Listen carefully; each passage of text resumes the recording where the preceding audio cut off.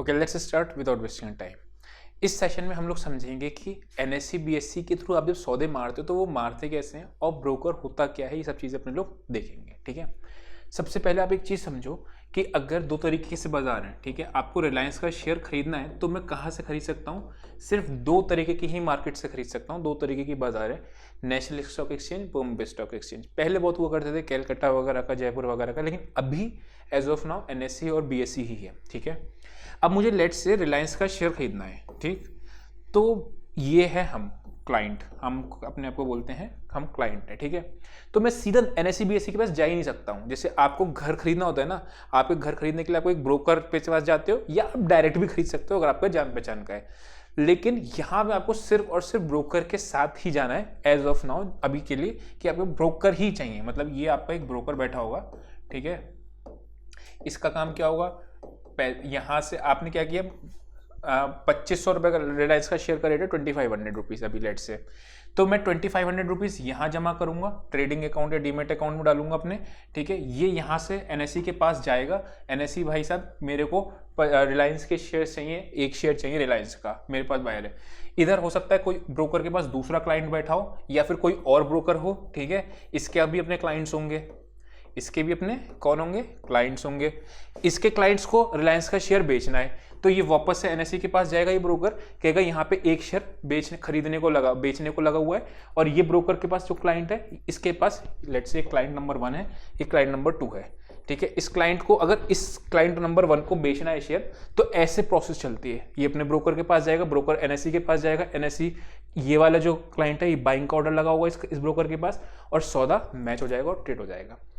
ये इतना fractions of seconds में होता है कि आपको पता भी नहीं चलेगा कि ऐसा कोई प्रोसेस है। बैकएंड में काम कैसे करता है, मैकेनिज्म समझाने के लिए मैंने आपको बताया है। ठीक है, बीच बीच में ऐसी खबरें भी उठ रही थी कि ब्रोकर को खत्म कर देंगे, डायरेक्ट एनएससी से सौदे होंगे कि आप अगर क्लाइंट 1 को क्लाइंट 2 से डील करना है तो सीधा एनएससी के पास जाएगा और काम खत्म हो जाएगा।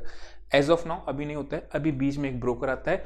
ठीक है, अब होता क्या है, पे इन पे आउट होता है। ठीक, ये अपना एनएससी बीएससी था, ठीक, ये अपना एक ब्रोकर बैठा है, ठीक, ये अपना एक ब्रोकर बैठा है, ठीक, यहाँ पे आपका रिलायंस का ये क्लाइंट नंबर 1, इसका क्लाइंट कौन है, क्लाइंट 1, ठीक, इसका क्लाइंट कौन है, क्लाइंट 2, ठीक।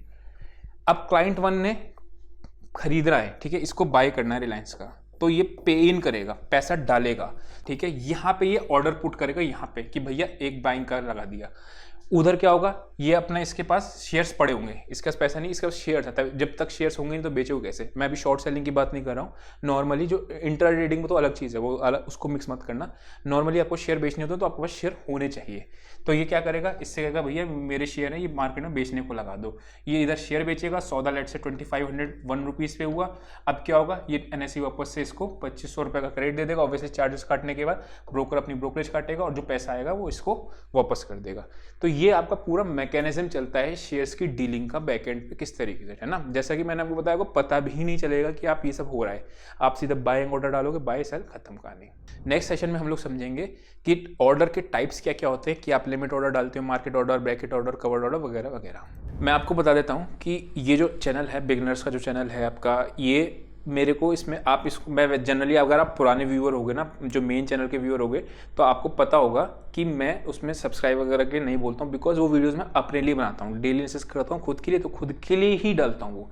लेकिन मुझे स्पेसिफिकली इसके लिए टाइम देना पड़ा अलग से, बिकॉज ये वीडियोस वगैरह बनाने के लिए, बिगनर्स का चैनल बनाने के लिए। तो अगर आपको वीडियो समझ में आता है तो आप इसको सब्सक्राइब या फिर आप अपना लाइक जो भी करते हो वो करते रहना। कमेंट्स में जो भी क्वेश्चन आते हैं वो अपना मेंशन करते रहना, सो दैट क्या होगा कि ये बिगनर्स का है, करेक्ट, यहाँ पे आपको कुछ भी पूछने ना पूछने में कोई फर्क नहीं पड़ता। कहने का मतलब इन शॉर्ट ये है कि इस चैनल को बनाने के लिए मेरे एफर्ट्स लग रहे हैं। तो अगर आपको ये ठीक लगता है तो आप इसको सब्सक्राइब कर सकते हैं।